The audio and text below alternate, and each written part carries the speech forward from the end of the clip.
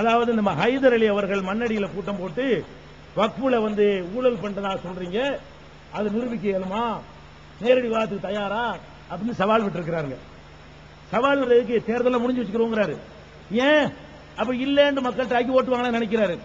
நாம விடுறதா இல்ல. உன்னுடைய ஊழல் ஒன்னு ரெண்டு கிடையாது, அக்கு பேர். நான் ஒரு விஷயத்தை சொன்னால் எவிடன்ஸ் இல்லாம ஆதாரம் இல்லாமல் நான் பேச மாட்டேன். அவ்வளவு நான் சொன்ன ஊழல் கொஞ்சம், தம்புசெட்டி தெருவில் நான் சொன்ன ஊழல் குறைவு.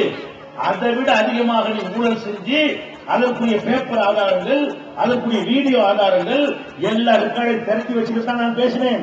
அதனால இப்ப தெளிவா டிக்ளேர் பண்றேன், ஹைதர் அலியை விவாதத்தில் சந்திக்க நான் தயார். 11ஆம் தேதி வரைக்கும் உங்களுக்கு தேர்தல் பிரச்சாரம் இருக்கும். நான் அதுக்கு இடைஞ்சல் செய்ய விரும்பல.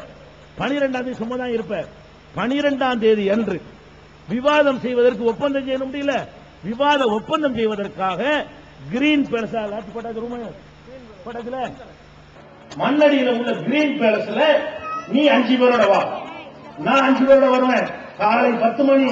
தேர்தல் பிஞ்சில விடமாட்டேன். தேர்தலுக்குள்ள ஒப்பந்தத்தை போடு.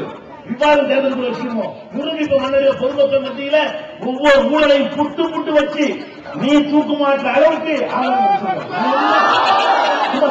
ரோட்டுக்காக பொய் தெளிவா சொல்ற. உன்னை நான் விட மாட்டேன். எப்ப நீ சேலஞ்ச் பண்ணிட்டியோ உன்னை சந்திக்கிறேன். எங்க சந்திக்கிறேன்? மண்ணடியில கிரீன் பேலஸ் லாட்ஜியில் நல்லா குறிச்சிக்க. தாமுக தெளிவா குறிச்சிட்டு சொல்லுவோம் தலைவனுக்கு. மண்ணடியில 12ஆம் தேதி காலை 10 மணிக்கு கிரீன் பேலஸ்ல நானும் 5 பேர் தான் இருப்போம். நீ 5 பேர் தான், பயப்படாத. நாங்க கரெக்டா 5 தான் இருப்போம். ஒரு ஆள் இருக்க மாட்டோம். நீ 5 பேரோட வா. என்னைக்கு விவாதம், எப்படி விவாதம் என்பதை எல்லாம் அன்றைக்கு ஒப்பந்தம் எழுதிக்கிறோம்.